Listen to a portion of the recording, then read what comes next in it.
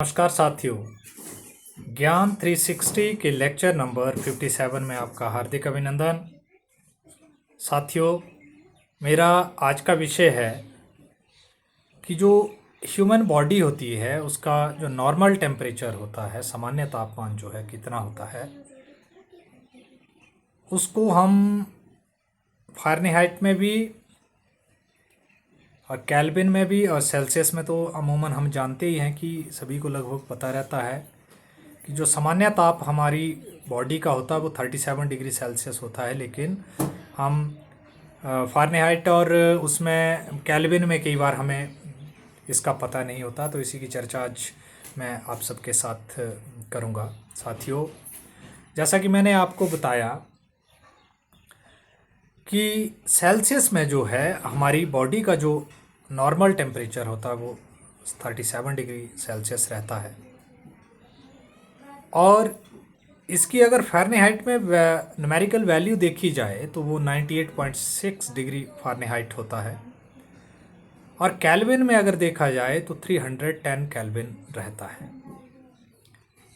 अभी प्रश्न उठता है कि 37 जो है जब हम उसको कन्वर्ट करेंगे फ़ारेनहाइट में वो तो 98.6 होगा, और इसका एक फॉर्मूला भी होता है कि मान लीजिए हमने सेल्सियस को फ़ारेनहाइट में चेंज करना है तो फ़ारेनहाइट जो होगा इज इक्वल टू वो डिग्री सेल्सियस इंटू 9/5 प्लस 32 अगर हम करते हैं। अगर ये फार्मूला आया एक भौतिक विज्ञान में जो है कन्वर्जन का, कि एक टेम्परेचर को अगर दूसरे टेम्परेचर में के यूनिट में बदलना है तो ये उसको हम इस तरह से करते हैं।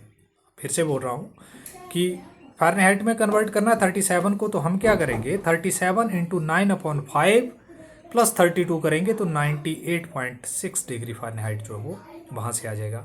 अगर हमने केल्विन में कन्वर्ट करना है, केल्विन में कन्वर्ट करना है तो हम क्या करेंगे डिग्री सेल्सियस प्लस 273 कर देंगे तो फिर वो आपका केल्विन में आ जाएगा, सेल्सियस केल्विन में कन्वर्ट हो जाएगा।